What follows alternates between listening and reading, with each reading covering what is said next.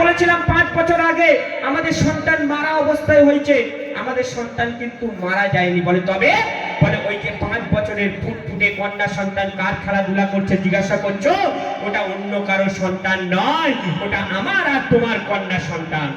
তখন দাইয়াতুল কালবি বলছে, বিবি তুমি কত বড় ভুল করলে, তুমি একটা কন্যা সন্তানকে জন্ম দিয়েছো, আমি একটা কন্যা সন্তানের বাপ, আমি সমাজে মুখ দেখাতে পারবো না, না না এই কন্যাকে রাখা যাবে না। তখন বুদ্ধি খাটালো কিভাবে মারা যায়। তখন বিবিকে কি বলল শুনুন, অতি সুন্দর কথায় কবি লিখছে, বলছি শুনুন। দাইয়াতুল কালবি বলে ভাবি মনে করি এখন, মেয়েকে মারবো কি করে চিন্তা আমি করি সারাক্ষণ, মেয়েকে মারবো কি করে চিন্তা আমি করি সারাক্ষণ।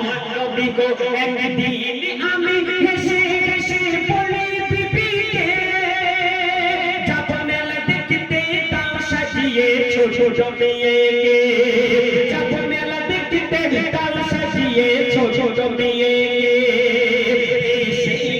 এসে নিয়ে বলিল চলো আপা জলদি চলো, আমার আঙুল ধরে যেতে যেতে ছোট ছোট মেয়ে বলে, আমার আঙুল ধরে যেতে যেতে ছোট ছোট মেয়ে বলে, রোজ বেশি চলো বসে গাছের ছায়া তলে, রোজ বেশি চলো বসে গাছের ছায়া তলে। আমি বুদ্ধি খাটালাম কিভাবে মেয়েকে মারা যায়। তখন বিবিকে বললাম আজকের কাবার আশপাশে একটা মেলা হচ্ছে, তুমি মেয়েকে সাজিয়ে দেবে, আর আমি সকাল বেলায় দুপুর বেলায় মেয়েকে নিয়ে আমি বার হয়ে যাব মেলার উদ্দেশ্যে। মেয়ে কত খুশি, মেলায় যাবে বাপের সাথে। আমি ইচ্ছাকৃতভাবে নবী ধুধু মরু দিয়ে হাঁটিয়ে হাঁটিয়ে হাঁটিয়ে নিয়ে যাচ্ছি। 5 বছরের বাচ্চা কত হাঁটবে, এত গরম মরুভূমির গরম, সেই বাচ্চা হাঁটতে হাঁটতে আর পাচ্ছে না, রোদের এত তাপ। তখন বাপকে বলছে আব্বা আর পাচ্ছি না, চলো কোনো ছায়া তলেতে বসি। আমি একটা ছায়া তলেতে মেয়েকে বসালাম। মেয়ে বসে বসে বলছে আব্বা আমার গলা শুকিয়ে যাচ্ছে, আমি পানি পান করবো, একটু পানি আনো। তখন আমি দেখছি কেউ কোথাও নেই, এত গরম ধুধু মরু দুপুর বেলায়। আমি একটু সরে গিয়ে তখন একটা গর্ত খুলছিলাম, আর তখন মেয়ে কি করলো শুনুন, অতি সুন্দর কথায়।